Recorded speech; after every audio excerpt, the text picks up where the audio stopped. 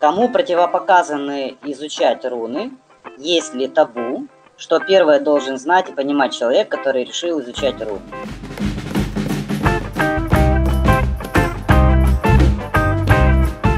Кому противопоказано изучать руны? Никому не противопоказано изучать руны.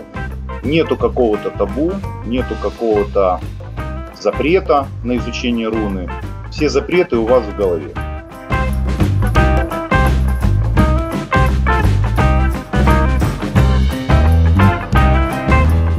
То есть, если у вас есть христианизированные мысли или ваша голова забита христианскими канонами или другими какими-то вещами, которые транслируют ваш страх, что ой, что-то может произойти, ой, что-то будет не так, или что мне делать, я боюсь, то, конечно, они противопоказаны, потому что руны, наоборот, срывают эти шаблоны. Как только человек начинает изучать рунистику, сразу же шаблоны слетают.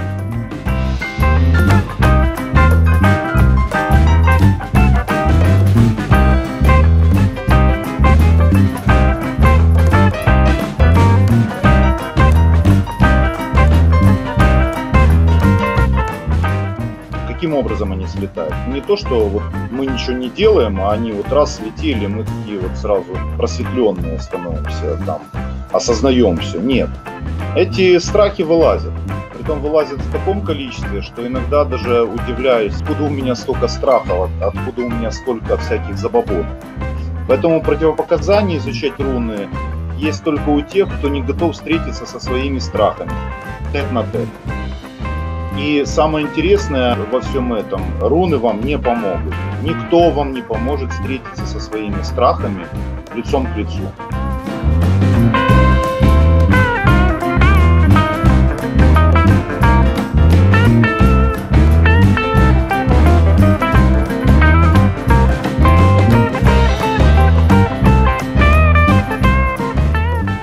Подоплека всего этого страха – это что будет? Или страх смерти.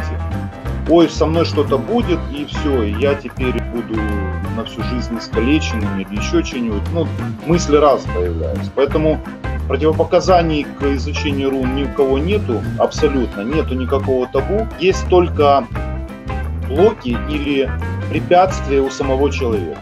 То есть сам человек, в первую очередь, должен понимать, что он должен будет встретиться со своими страхами, со своими вопросами, которые он ранее не поднимал. Это самое главное препятствие.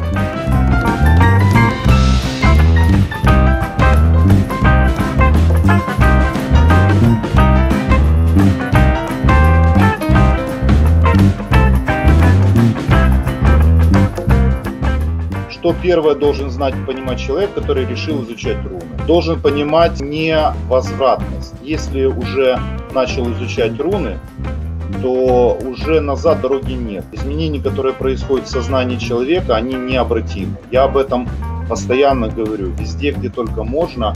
Я все время говорю, и это есть самое первое предупреждение, что первое, что должен знать и понимать человек, что как только ты взял в руки руны, не просто поиграться, побаловаться, а именно серьезно стал изучать, сознание изменяется настолько, что этот процесс необратим.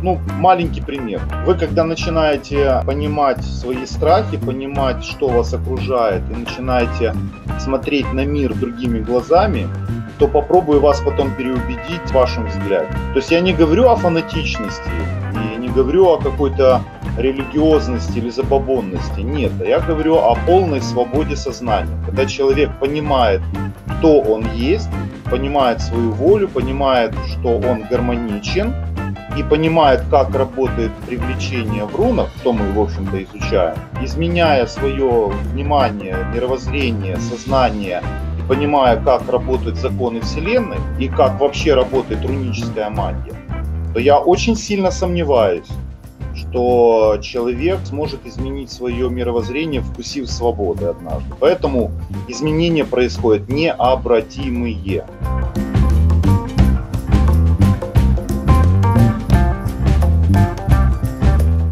если вы преодолели страх, заложенный генетически, заложенный христианством, если вы преодолеете все эти забабоны и начнете изучать руническую магию, то вас обратно уже в христианство не загонишь, вас обратно не поставишь на колени, религиозные колени, не заставишь вас по-другому думать. Вы будете думать как свободный, осознанный человек.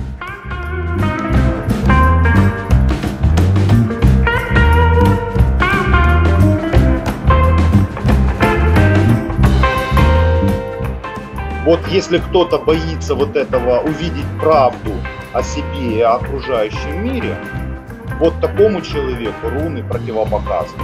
И очень серьезно. Потому что глаза открываются, очень широко открываются, и закрыть их уже нельзя. То есть уже проснешься, то проснешься навсегда. Вот что делают руны с человеком.